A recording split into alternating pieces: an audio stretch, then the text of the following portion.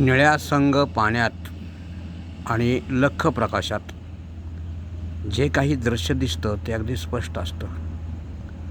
मात्र या प्रकाशात किंवा या पाण्यात थोडी जरी कमी असेल तरीसुद्धा तेथील दृश्य जे आहे ते स्पष्ट न दिसणारं असतं. तसाच प्रकार आहे श्रद्धा आणि अंधश्रद्धेचा. अंधश्रद्धा ही गढूळ विचारांची परिमाला आहे.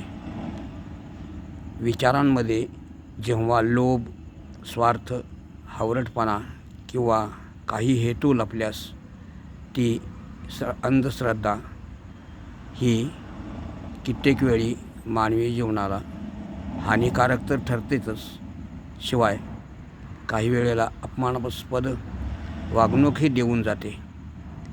असाच प्रकार आता सध्या महाराष्ट्रामध्ये खरातीय बंधुभावाच्या नावाने उघडकीस आलेला आहे. जवळजवळ 7 ते 8 मंत्री पुढारी आणि बाकीच्या आणखीन कितीतरी महिला वर्ग किंवा आणखी काही अनेक लोक या बंधुबाबा खरातच्या जाळ्यामध्ये अडकून आज जगासमोर त्यांचं बिंग बाहेर फुटलं, ही एक आश्चर्याची बाब म्हणावी लागेल. आज राजकारणामध्ये निष्णात असणाऱ्या व्यक्तीही अशा जर अंधश्रद्धेला बळी पडत असतील तर त्यांच्या ज्ञानाला कवडी किंमत अजिबात राहत नाही. कवडी मोलाचीही किंमत त्यांच्या ज्ञानाला कधीही भेटू शकत नाही. असाच हा प्रकार म्हणावा लागेल. काहीच गरज नसताना अशा बंधुबाबाकडे हे मंत्री महोदय किंवा पुढारी का म्हणून पळतात, हे एक गूढ आहे.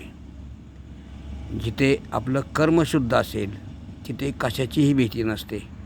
मात्र कर्मामध्ये जर गढूळपणा असेल तर मात्र माणसाच्या मनाची तगमग होते, घालमेल होते आणि मग नाना शंका कुशंका घेऊन अशी मंडळी भोंदूबाबांना, मांत्रिकांना किंवा देवऋषी, जादूटोणा किंवा अन्य काही करणी मंत्रतंत्र या गोष्टीकडे आकर्षित होतात.